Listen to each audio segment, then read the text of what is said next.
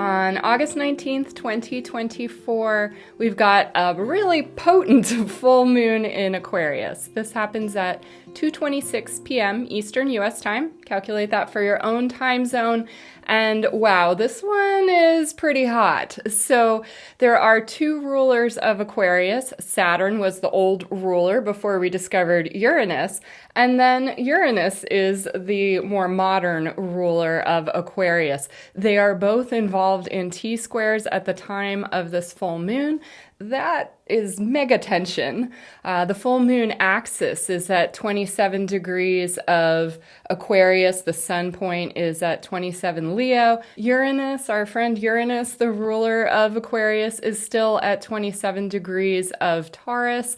Conjunct Algol, the ghoul, at 26 degrees of Taurus. So that alone brings added tension. Aquarius and Uranus, that's like the rebellious energy of the zodiac, the kick out the jams, let's upend the status quo. That's actually what Uranus did with the discovery of Uranus. We thought we had 7 planets, and then along came Uranus, and it was like, whoa, what is going on here? So that energy of surprise is likely to be majorly in the balance for this full moon. Also, Saturn, the original ruler of Aquarius, is also involved in a T-square with Jupiter and Venus and Mars. So Jupiter and Mars are both in Gemini. Jupiter will be at 17 of Gemini. Saturn will be at 17 Pisces.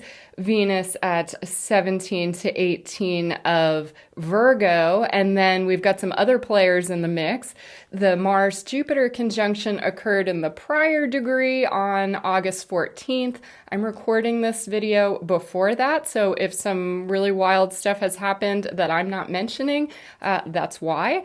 But nonetheless, these energies are in effect, and Mars will have crossed Jupiter, but is still in a pretty tight T-square with Venus in Virgo and Saturn in Pisces. So that is like major tension. It could be productive tension. It's actually a really good setup for creative folks. So artists, if you have been feeling like you're stuck on a writing project or a painting project, a song, this is really good energy to kind of get some traction, to move beyond, to have that breakthrough. Uranus gives that kind of lightning bolt of inspiration, and whenever Venus and Saturn are in aspect, yes, it can affect relationships. There can be tension that arises with relationships, with values. But when you get that Jupiter-Mars T-square in effect, you're talking about more of the breakthrough energy, the sudden inspiration, something that allows you to look towards the future and bring things down to earth with Saturn involved. And of course, with Venus ruling the arts, among other things, it has a really nice energy for creative breakthrough. So if you like working with the energies of the full moon, this is a good time for really doing some brainstorming or even editing. Saturn can help with editing as well. So getting into the Sabian symbol for this one, it is Aquarius 28. We always round up. A tree felled and sawed to ensure a supply of wood for the winter. And then Dane Rudyard adds a keynote, knowledge and skill used in its natural surroundings for the satisfaction of vital basic needs. So anybody that's ever used wood to heat the house, a lot of times people just buy their firewood from someone, but if you know people, or if you yourself are someone that actually cuts down a tree in order to have the supply of wood for the winter, you don't tend to fell the healthiest tree, right? You look on your property, you look for the tree that kind of has some weak points in it, or that might be a danger to your home, that might have branches that could fall. Those are the trees that you're looking to actually cut down for the winter. And so this just kind of gives us a clue in terms of what kind of change might we see. It's more like a preparatory change, something where you take stock and you look at, okay, well, maybe I really still like this person or item or situation, but has it maybe served its purpose in its current form? Does it need some kind of transformation? So ask yourself those questions. It's also very interesting in that August 19th is the start of the Democratic National Convention in the United States. So we might see some surprises there. I would actually be surprised if we don't see surprises there, given that there's this Aquarius surprise full moon, but also square Uranus and the other T-squares in effect. So something to keep an eye on there. The other country that this is really likely to affect is the United Kingdom. There's been obviously some major tensions and riots and things like that in the United Kingdom. I'm not from there, so I'm not commenting too much on it, but from an astrological standpoint, it's very interesting because when these riots really started peaking, the South Node was crossing the ascendant for the UK. I use the 1801 chart. So that's been happening. And at the time of all of the uprising of things that kind of came to the surface in the Middle East last fall, that same transit of the South Node crossing Israel's ascendant. So when the South Node crosses a country's ascendant, we're often seeing things that come to the surface that have been brewing for a long time. It's a time where there can be increased tensions. At the time of this full moon, there's some major energy involving Black Moon Lilith. So she is also part of the T-square with Saturn, Venus, Jupiter, Mars. Black Moon Lilith clocks in right around 21 degrees of Virgo. I always use the true Black Moon Lilith because that's the one that I find really makes the difference. I've done a lot of chart analyses and looking at events, especially like near-death experiences. Black Moon Lilith tends to be a major player, but only if you look at the true Black Moon Lilith. So at the time that all this stuff was brewing in the UK, Black Moon Lilith was right around 7 of Libra, and that's right where the South Node was. That's predictable that there's going to be uprisings, especially about sovereignty and borders, just because Lilith herself was an outcast and also abused. I've got a whole video just on Black Moon Lilith and how it affects us personally. It's a point, but the Lilith archetype is very closely connected with all kinds of abuse, especially sexual abuse, narcissistic abuse, the need to flee to try to have a better life, but also trauma that can come from any kind of abuse, patriarchal abuse, very tied in with abortion questions, sovereignty over the body politic, right? The country itself. So that's up for the UK especially, but it's been up for everybody because of that Black Moon Lilith South Node conjunction that's kind of been in effect for a while here. But at the time of this full moon in Aquarius, Black Moon Lilith will have moved to 21 degrees of Virgo, bringing her into that T-square involving all these mutable signs, Gemini, Sagittarius, Virgo, Pisces. So if you've got anything kind of in the mid-range of those, you're going to be very activated by this full moon. Also, if you've got anything in the late fixed signs, so Taurus, Scorpio, Leo, Aquarius, lates of those, and then very early mutables. Again, that's Gemini, Sagittarius, Pisces, and Virgo. So those are the people that are going to be most impacted by this, but there's just a lot going on, a lot to be aware of. So the progressed moon for the UK is at right around 22 degrees of Virgo and will still be in that range at the time that Black Moon Lilith has moved back there for this full moon. So just a heads up, there could be more tensions, there could be more uprisings because Lilith is sort of like a Uranian energy. I kind of think of her as If Pluto and Uranus got together and they were a wild woman, it would be Black Moon Lilith. But it's not all negative. If you tap into that Black Moon Lilith energy, then you can get kind of this, women who run with the wolves, or like a fairy godmother energy, kind of a Janis Joplin energy even. Aquarius is the funkiest sign of the zodiac, the one most associated with kind of like the boho style, but also kind of those principles. So, the Aquarian age, the 1960s, of course, that was a time of a lot of idealism, but also a time of a lot of clashes. Aquarius and Uranus, there's energy there where it needs to rebel. It wants to rebel against something. But of course, if you're rebelling against something, if you're fighting against the status quo, that's not the time where, everything's just hunky-dory stable. So a couple interesting things about this particular full moon in Aquarius. I mentioned the Sabian symbol.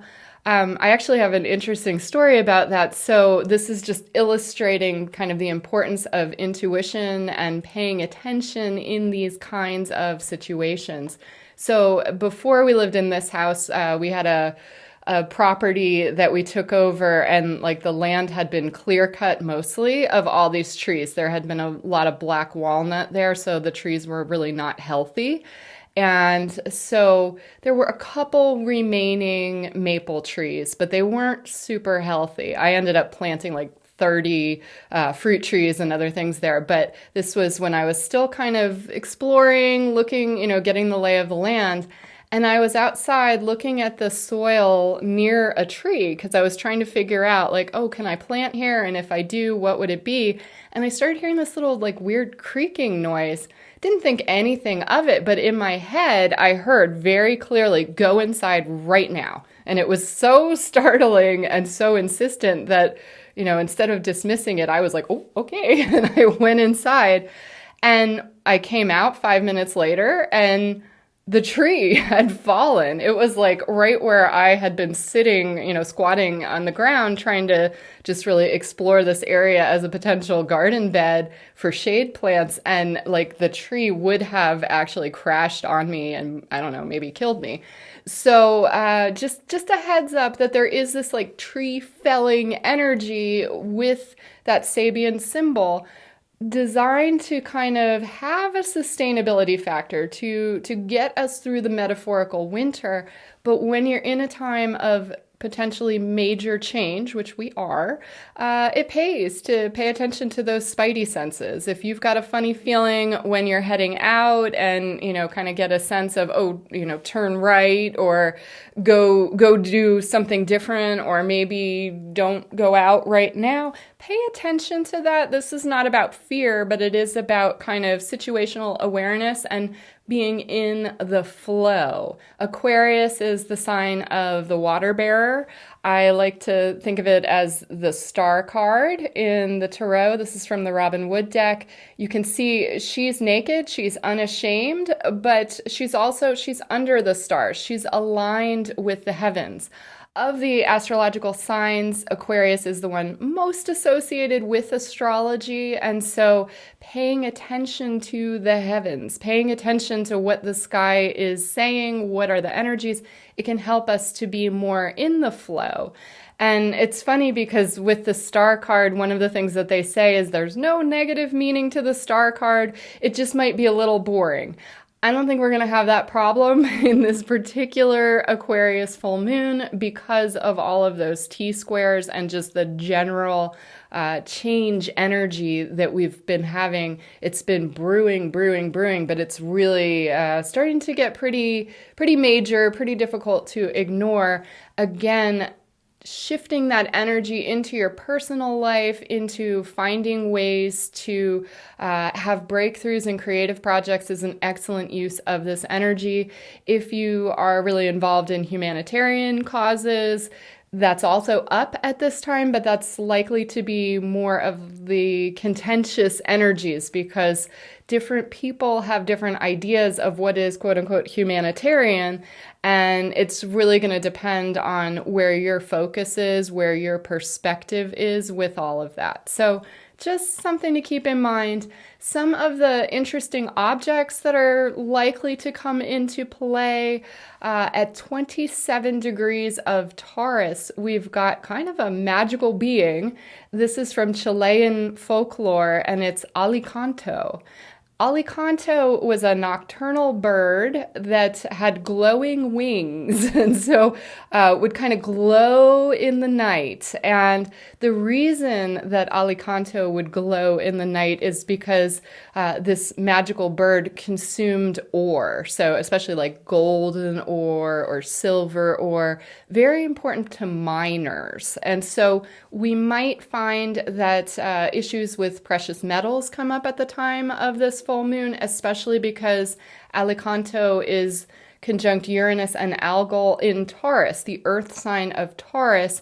We could see things with physical precious metals, but also, Uranus and Aquarius very tied in with the internet and with computers, technology, and so we might see things come up with cryptocurrencies. That's a way that this could play out because of Alicanto's presence there.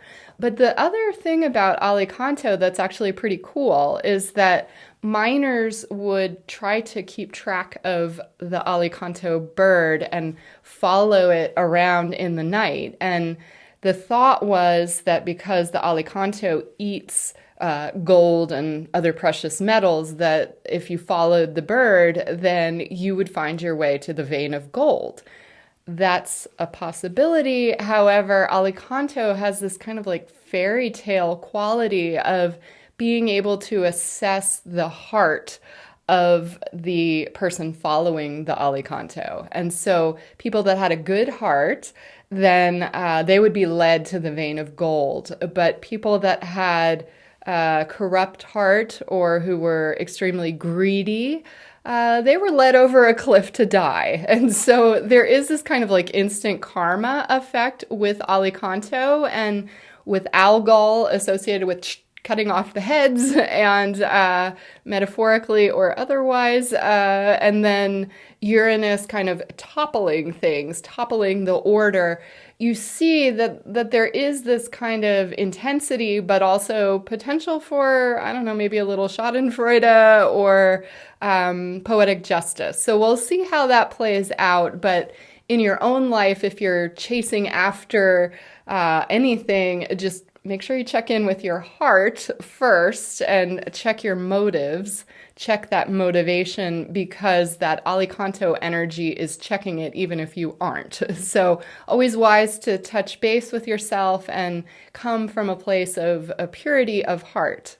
So another thing that is involved, and this kind of sweetens the energy of that T-square involving Jupiter and Mars in Gemini, Saturn in Pisces, Venus and Lilith in Virgo, is Altagira. Altagira will be at 20 degrees of Gemini at the time of the full moon. This is a trans-Neptunian object, way out there, but tied in with dreams. In Aboriginal lore, Altagira is the Aboriginal god of the dream time, and that's like a capital D, dream time. The energy of creating through our dreams. So not just the nighttime dreams, although that is certainly involved, but our capacity to visualize and dream up a better future. So I was talking about how this could be a really great time for creative folks.